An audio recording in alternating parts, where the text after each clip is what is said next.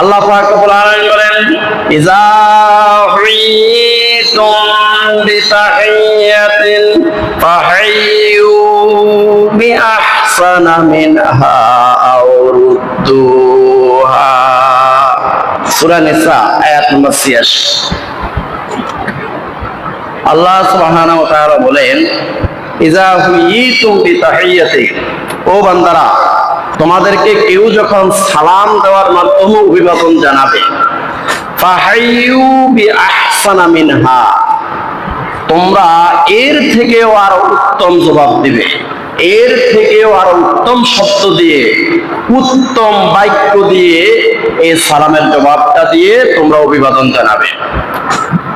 আও রুদ্দুহা, অথবা কম পক্ষে তোমাকে যে শব্দ দিয়ে, তোমাকে যে বাক্য দিয়ে সালাম দিয়ে অভিবাদন জানিয়েছে, তুমিও কমপক্ষে ওই শব্দটা দিয়ে, ওই বাক্যটা দিয়ে সালামের জবাব দিয়ে তাকে অভিবাদন জানাও।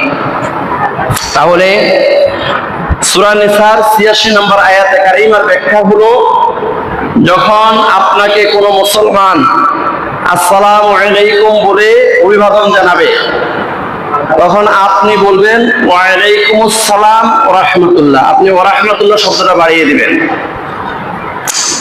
আর যদি কোনো মুসলমান আপনাকে এইভাবে সালাম দেয়, আসসালামু আলাইকুম ওয়া রাহমাতুল্লাহ, তখন আপনি এটার জবাব দিবেন ওয়া আলাইকুমুস সালাম ওয়া রাহমাতুল্লাহি ওয়া বারাকাতুহু। ওয়া বারাকাতুহু শব্দটা বাড়িয়ে তার জবাব দিবেন। আও রুদ্দুহা, আর যদি আপনি বাড়াইতে না পারেন, কম পক্ষে সে আপনাকে যে শব্দটা দিয়ে, যে বাক্যটা দিয়ে সালাম দিয়েছে, অভিবাদন জানিয়েছে, অন্তত ওই শব্দটা, ওই বাক্যটা দিয়ে তাকে সালামের জবাব দিবেন। যেমন সে যদি বলে আসসালামু আলাইকুম, কম পক্ষে আপনি বলবেন ওয়া আলাইকুমুস সালাম।